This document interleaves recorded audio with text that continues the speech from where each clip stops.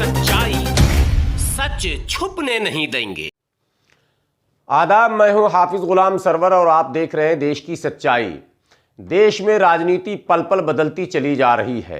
पश्चिम बंगाल में टीएमसी के दोबारा सत्ता में आने के बाद ममता बनर्जी की राजनीतिक ताकत बढ़ती चली जा रही है और टीएमसी का विस्तार भी होता चला जा रहा है। एक के बाद एक भारतीय जनता पार्टी के नेता, विधायक और सांसद के टीएमसी में शामिल होने के बाद अब यह दायरा बढ़कर बिहार पहुंचा और बिहार में एक कद्दावर कांग्रेसी नेता और यूं कह लें भाजपाई नेता और फिर कह लें कांग्रेसी नेता यानी कि कांग्रेस के पूर्व मुख्यमंत्री भागवत झा आजाद के पुत्र और क्रिकेटर भी रहे कीर्ति झा आजाद, जो कि भारतीय जनता पार्टी से सांसद थे, बाद में कांग्रेस में शामिल हो गए थे और कांग्रेस ने उनको सम्मान भी दिया था और उनकी पत्नी को दिल्ली की विधानसभा में टिकट भी दिया था। वो टीएमसी में यानी कीर्ति झा आजाद टीएमसी में शामिल हो गए। लेकिन ये कारवां यही नहीं रुका। बिहार के बाद अब ये मामला उत्तर प्रदेश में आया और बिहार में कीर्ति झा आजाद के अतिरिक्त जेडीयू के पूर्व सांसद पवन वर्मा ने भी टीएमसी का दामन थाम लिया। लेकिन उससे बड़ी खबर यह आ गई सामने कि भारत के एक चर्चित नेता और गांधी परिवार के पुत्र और भारतीय जनता पार्टी के youth icon Varun Gandhi TMC में शामिल होने वाले हैं। यह खबर छनकर सूत्रों से आ रही है कि वरुण गांधी के टीएमसी में शामिल होने का ऐलान भी जल्द हो सकता है। ऐसी संभावनाएं लगाई जा रही है, उम्मीद की जा रही है कि वरुण गांधी, जो कि इन दिनों भारतीय जनता पार्टी से नाराज चल रहे हैं, या यूं कह लें कि भारतीय जनता पार्टी वरुण गांधी से नाराज चल रही है, तो ऐसे में वरुण गांधी के कांग्रेस में सपा में जाने की अफवाह उड़ाई गई थी। लेकिन इसी बीच जो खबर सामने आ रही है वो ये आ रही है कि वरुण गांधी टीएमसी में शामिल होंगे।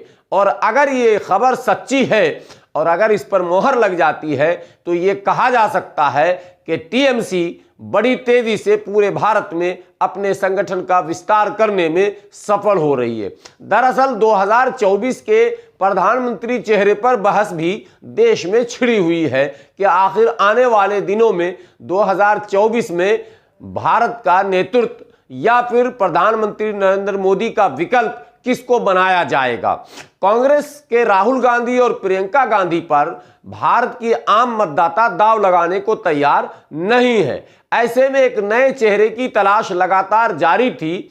दरमियान में बिहार के वर्तमान मुख्यमंत्री नीतीश कुमार का नाम भी कई बार राष्ट्रीय नेता के तौर पर सामने लाया गया था और आने वाले दिनों में प्रधानमंत्री के चेहरे के रूप में देखा जा रहा था। लेकिन भारतीय जनता पार्टी से गठबंधन करने के बाद उनका नाम इस लिस्ट से निकालकर बाहर कर दिया गया और अब ये नई बहस छिड़ी कि 2024 में भाजपा के सामने एक सशक्त चेहरा, एक मजबूत चेहरा जो पूरी तरह से टक्कर दे सके, वो कौन होगा। निसंदेह ये कहा जा सकता है कि 2024 में प्रधानमंत्री का चेहरा अब ममता बनर्जी के अलावा और कोई नहीं हो सकता है। खबर यह भी है कि ममता बनर्जी उत्तर प्रदेश में अखिलेश के समर्थन में चुनाव प्रचार भी करेंगी और यदि वरुण गांधी विधिवत रूप से टीएमसी में शामिल होते हैं चुनाव से पहले, तो न केवल भारतीय जनता पार्टी के लिए एक बड़ा झटका होगा बल्कि अखिलेश के मतों में वृद्धि के भी संकेत मिलने लगे हैं, क्योंकि टीएमसी ने पहले ही ऐलान कर रखा है कि हम अखिलेश को मुख्यमंत्री के रूप में प्रस्तुत करेंगे और जो हमारे समर्थक हैं यानी कि ममता बनर्जी के चाहने वाले हैं वो अखिलेश को समर्थन करेंगे। ऐसे में यदि वरुण गांधी टीएमसी को ज्वाइन करते हैं तो वो भी अखिलेश के लिए ही प्रचार करेंगे और इसका सीधा सीधा लाभ अखिलेश को ही मिलेगा। तो यह एक बहुत बड़ी खबर है कि टीएमसी में लगातार बड़े नेता जो भारतीय जनता पार्टी से असंतुष्ट हों, कांग्रेस से असंतुष्ट हों या दूसरे दलों से असंतुष्ट हों, वो सब टीएमसी की तरफ सीधे सीधे रुख कर रहे हैं और यह संकेत है कि 2024 में ममता बनर्जी प्रधानमंत्री के चेहरे के रूप में सामने आएगी। बने रहें देश की सच्चाई के साथ। इसी तरह के अपडेट के साथ मैं फिर आपके सामने उपस्थित होऊंगा।